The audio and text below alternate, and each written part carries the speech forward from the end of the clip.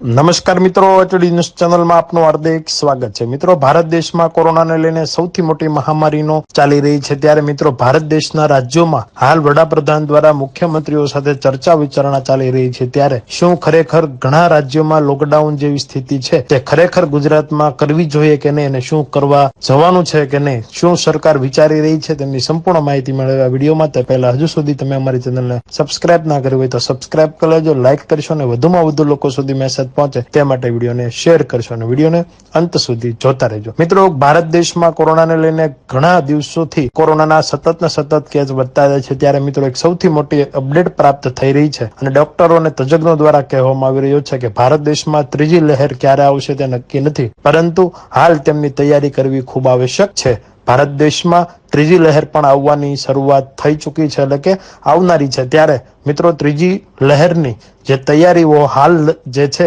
તેના કરતાં પણ સારી કરવી પડશે, તેવી પણ અપડેટો અને તેવી વાતો આપણા દેશના આરોગ્ય તંત્ર સાથે જોડાયેલા તમામ તજજ્ઞો દ્વારા કરવામાં આવી રહી છે। સાથે સાથે મિત્રો ગુજરાતની ચર્ચા કરીએ તો મિત્રો હાઈકોર્ટ દ્વારા પણ ગુજરાત સરકારને સ્પષ્ટપણે કહેવામાં આવી રહ્યું છે કે જિલ્લાઓમાં તાલુકાઓમાં કર્ફ્યુ વધારવાથી કઈ પણ પ્રકારનો રસ્તો થશે નહીં। હાલ લોકડાઉન સિવાય કોઈ વિકલ્પ ગુજરાત માટે રહ્યો નથી, ત્યારે શું ખરેખર ગુજરાત સરકાર દ્વારા હાલ લોકડાઉન કરવું જોઈએ કે નહીં, તેમની કોમેન્ટ બોક્સમાં આપ માહિતી મૂકી શકો છો અથવા તો મેળવી પણ શકો છો। સાથે સાથે મિત્રો જોઈએ ઘણા જિલ્લા તાલુકાઓમાં હાલ સ્વયંભૂ લોકડાઉન જેવી સ્થિતિ કરવામાં આવી છે। વડોદરા, સાણંદ તેમજ અન્ય સુરત તેમજ અન્ય વિસ્તારોમાં કે જ્યાં સૌથી વધારે કોરોનાના કેસ આવતા જતા હોય છે, ત્યારે દિવસ દરમિયાન ફક્ત ને ફક્ત આવશ્યક ચીજ વસ્તુઓની દુકાનો ખુલ્લી રાખવામાં આવી છે, બાકી કોઈ પણ પ્રકારની વસ્તુઓ તેમજ અવર જવર કરવા માટે પ્રતિબંધ લાગવામાં આવ્યો છે। ત્યારે મિત્રો ખરેખર આપણા પરિવારની જવાબદારી સોશિયલ ડિસ્ટન્સનું પાલન કરીએ, માસ્ક પહેરીએ